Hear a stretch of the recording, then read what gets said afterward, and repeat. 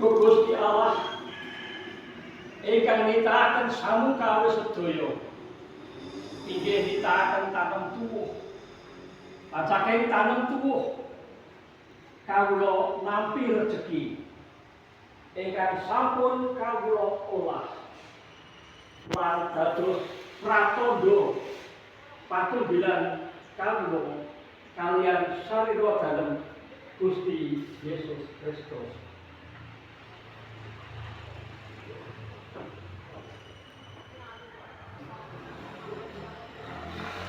Kawula ingkang ngaturaken panuwun syukur Gusti paring berkah toya ingkang tansah kajagi sae lan resikipun ingkang lajeng kawula angge ngombe